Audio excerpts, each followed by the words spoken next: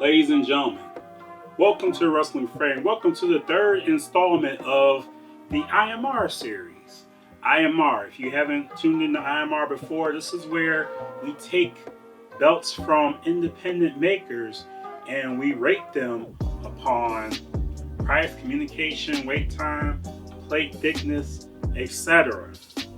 So, how this works, if this belt meets what it's supposed to meet, you will see this. If it doesn't, you will see this. So, with that being said, today's belt comes from, it comes from Mr. Josh Check by way of Brothers Belts. I'm sorry, I couldn't get that out. United Brothers Belts. So, what we're going to do, we're going to go ahead and rate that. So, of course, with IMR, we start off with the price. So, he was selling this for $230, but then when he tacked on shipping at a decent time this time. It rounded up to about $280, so that's still a good price. So, as far as that goes, $280 is not a bad price for 4mm zinc, and I apologize, I didn't say what type of belt we're presenting. It's 10 pounds of gold, 4mm zinc, NWA World Heavyweight Championship. Alright, next we have communication. Mr. Josh Check is one of the best communicators. He'll work with you up until the belt comes to your door, and that is all we ask for as makers. Like, we don't want to wait months. Sometimes we don't even want to wait weeks or days to hear of anything. This man stays with you through and through. So as far as communication, most definitely. Wait time. Wait time was not long at all. Honestly, I don't think I really waited 2 weeks, but this was not a belt that was made for me. This was a belt that they had on hand and sent out. So therefore, the wait time was not going to be long. But even with that, the belt still came earlier than expected. So as far as wait time, all right. Now we get to plate thickness. This is supposed to be 4mm zinc. You're at, it's like 4.1. Okay, I guess they're feeling a little generous. So, plate thickness. What can I say? As far as paint,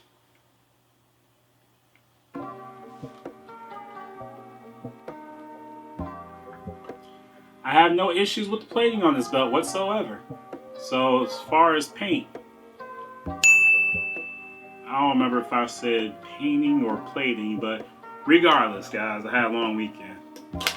Anyway, so next we have leather quality. Now, the leather quality of this belt, I've already checked it out. So this is how leather is. Well, first of all, this leather is actually decent. So as far as leather quality, however, just because it's got a check mark does not mean it's off the radar. Is this by far the best leather in the world? Absolutely not. I've had much better leather, but only time you get an X in the IMR is if your leather is absolute crap, which this is not. This is actually very decent leather, and the lace strap is actually beautiful. But I guess I've been spoiled by all the wonderful leather I've gotten. But if you're not heavy on leather, then it doesn't matter. I, for one, am heavy on leather. But like I said, it's decent leather, so I'll let that go. All right, and then we come to the blemish check.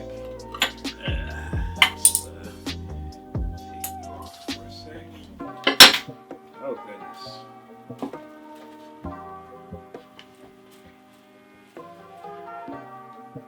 One of the reasons we do blemish checks is because sometimes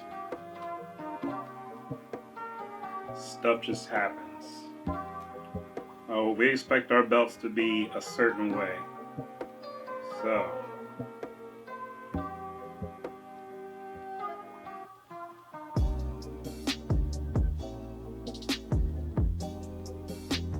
And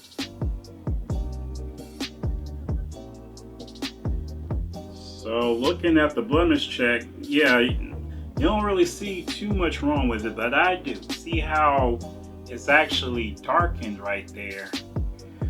And then when you come here, you know, it's just a lot of, and then I'm not even worried about the scratch. I'm not worried about that, but the fact that it just seems tarnished at points where, you know, it's real dark. It actually came like this. Like I said, the scratches, I'm not too concerned with that because it's a belt. But this here, this darkness that I feel like I won't be able to get rid of, that does kind of worry me in a sense. So, with that being said,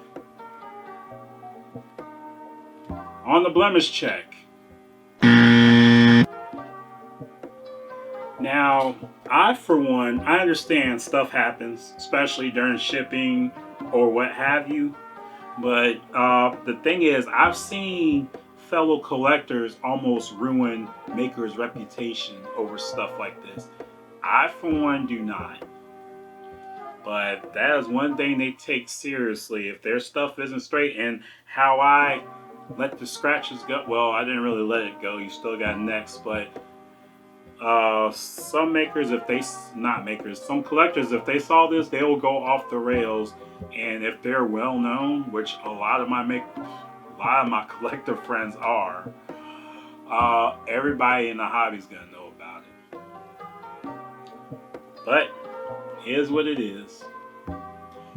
And the accuracy. Now, here's the thing. I have a 10 pounds of gold already. I have a brass version. This here is a zinc version. Now, as far as this one goes, the way this is designed is wonderful because, see, on my other one, I have the holes right here. They actually put the rivets. I like the fact that the rivets are there, the stones are put in, and then now they leave these areas here with the rivets and the circles. Yes, even though it's the design of the belt for somebody who wants to add more stones to the belt, it's perfect. It's like the perfect canvas to just stone out your belt right here. And so they far exceeded the accuracy in my eyes. So looks like Mr. Josh Check, or by way of United Brothers belts, got a 7 out of 8, which really isn't bad. Well, like I said, here at the IMR, we're going to be honest. I did get some flack when I did the last one and they saw the half tip, which that person got an X on the accuracy. So that's just the way my grading system goes. I'll perfect it one day. So would I recommend a belt from Mr. Josh Check of United Brothers Belts? I'm going to say this. If you see the belt and you like what you see, go for it. This is actually a decent belt. I'm glad to have the second one, I should say, in my collection. So with that being said, ladies and gentlemen, don't forget to like, subscribe, leave a comment on how you like the show, leave a comment on your feelings about the belt, anything of that nature. And I'm always looking for constructive criticism. Constructive, not rude. Constructive. Of course, that's what we all want nowadays, right? Anyway, once again, thank you for tuning into the Wrestling Fray. Stay tuned. We got some big things coming, and I will see you guys later.